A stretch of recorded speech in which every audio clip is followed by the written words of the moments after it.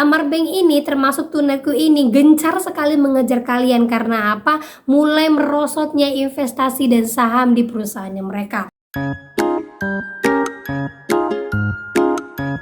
Halo, assalamualaikum warahmatullahi wabarakatuh. Apa kabar teman-teman semuanya? Semoga semua dalam keadaan sehat walafiat ya. Ketemu lagi kita di channel saya, channel Desi Sutriani. Mari kita update sama-sama perkembangan tentang dunia perpinjolan agar kalian lebih kuat mental lagi dan semangat lagi. Oke teman-teman, kali ini saya akan membahas tentang jangan bayarkan lagi pinjol Amar Bank. Wah, kenapa ya? Ini paling banyak banget yang komen di YouTube saya, hancurkan Amar Bank, jangan bayarkan Amar Bank. Akhirnya saya tergelitik untuk kenapa ini dengan Amar Bank, ini pinjol apa ini Amar Bank. Nah, kita akan bahas. Tapi sebelumnya buat kalian yang baru aja gabung di channel saya, jangan lupa klik tombol subscribe-nya, nyalakan notifikasi loncengnya agar terus hubungi dengan saya. Oke teman-teman, ini dia buat kalian.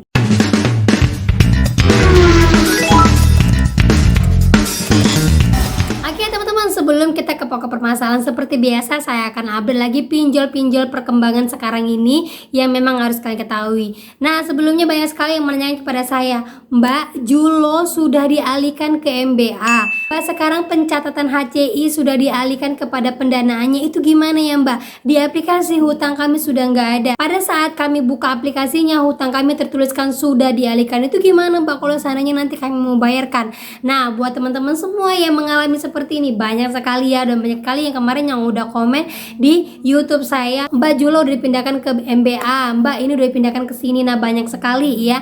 Jadi buat kalian yang galbenya udah lama, yang galbenya bukan baru-baru 2024, tahun 2023, dan itu pun di awal-awal bulan ataupun di pertengahan bulan. Nah, kalian ketahui yang galbay semua pinjolnya dialihkan ke pendanaannya ya, ibaratnya jadi si pemberi dana. Jadi pinjol ini pinjam uang ke Bank A, dan ketika ada yang galbay di pinjol ini, maka semua yang galbay ini dialihkan kepada Bank A-nya ini ya. Jadi biar terlihat bahwa pinjol ini masih baik-baik saja, pinjol ini masih mencatat keuntungan, dan pinjol ini masih bisa ditanami modal oleh perusahaan-perusahaan asing. Nah, itulah maksudnya kenapa pinjol-pinjol yang galbay lama itu dialihkan kepada pembiayaannya atau pendanaannya ya. Jadi kalau ada yang bertanya, Mbak, di aplikasi itu sudah nggak ada lagi nama saya, di aplikasi satu sudah tidak bisa lagi diakses, jadi saya bayarnya kemana? Nah, bayarnya menggunakan virtual account ke Indomaret atau ke Alfamart kalau masih ada yang mau bayar.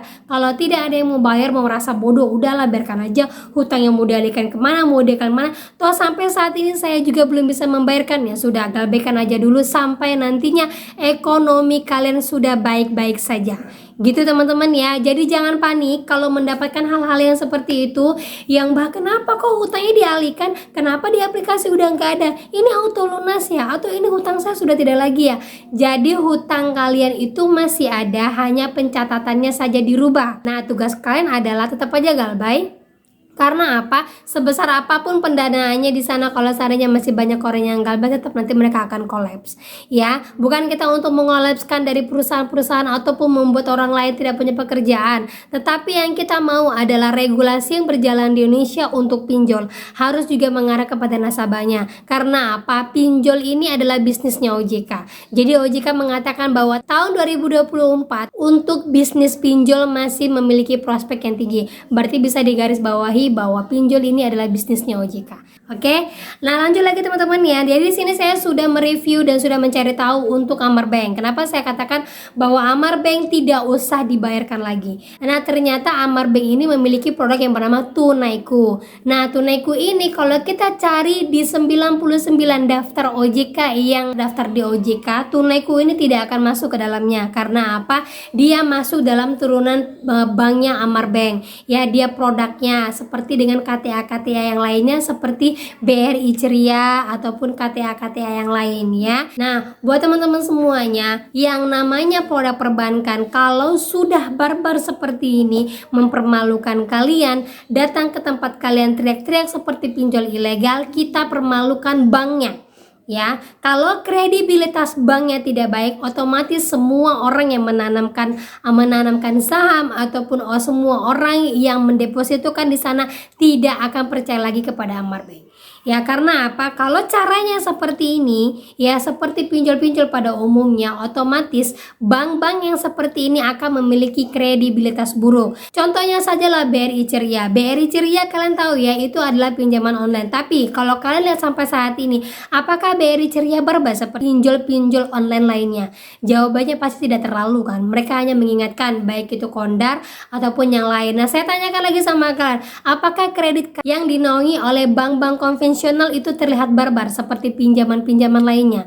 Jawabannya pasti tidak kan? Karena apa? Mereka mempertahankan kredibilitas dari banknya mereka. Nah, Tunaiku ini mulai luar biasa melebihi dari pinjol-pinjol legal lainnya.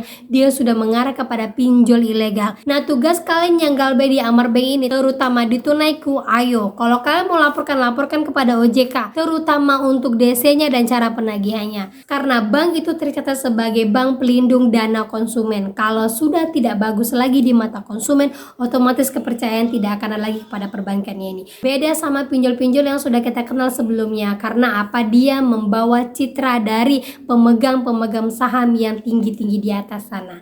Dan perlu kalian ketahui, ternyata Investri memiliki saham di Amar Bank ini sebesar 18,4%. Nah, buat informasi terbarunya, Investri ini sudah kolaps ya, kolaps banget. Bahkan pendirinya sudah angkat tangan, sudah ada yang keluar. Nah, bisa jadi Amar Bank ini termasuk Tunaiku ini gencar sekali mengejar kalian. Karena apa? Mulai merosotnya investasi dan saham di perusahaannya mereka.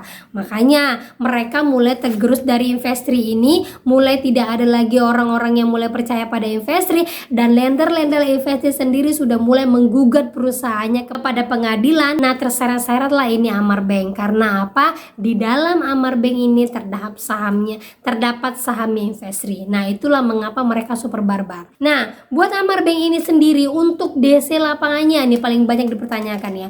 Mbak, DC lapangannya gimana? Nah, setelah saya buka dari aplikasinya, ternyata Amar Bank ini ada di 3 wilayah, yaitu Jabodetabek, kemudian di seputaran Jawa, dan satunya di Medan, Sumatera Utara.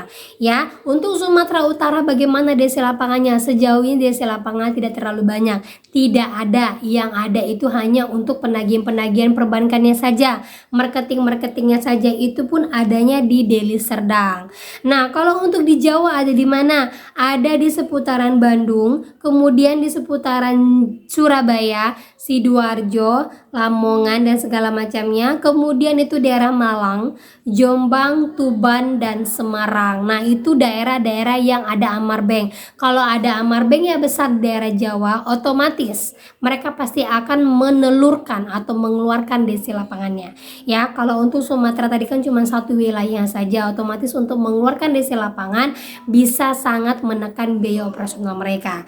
Nah, kalau untuk di Jawa itu sangat banyak ya, otomatis DC lapangannya ada. Makanya kemarin dia mengatakan, Mbak, di Surabaya sudah ada Tunaiku. Iya, karena Surabaya termasuk di dalamnya itu ada cabang-cabangnya Amar Bank ya, Bandung, Surabaya, Malang, Jombang, Tuban dan juga Semarang, Lamongan, Sidoarjo itu juga ada ya. Kemudian untuk Jabodetabek juga banyak ya. Jadi Tunaiku tuh ada DC lapangannya Jakarta, Bogor, Tangerang, Bekasi. Ada semuanya di daerah Jabodetabek, teman-teman ya.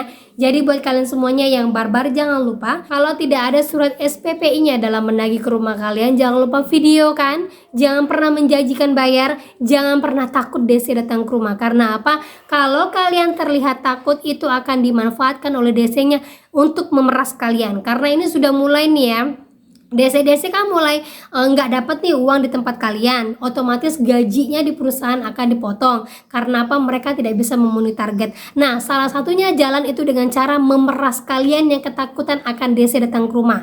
Saran dari saya, kalau DC datang ke rumah, terima aja ya, jangan pernah takut. Karena apa? Itu akan dimanfaatkan oleh oknum-oknum yang tidak bertanggung jawab untuk lebih memeras kalian.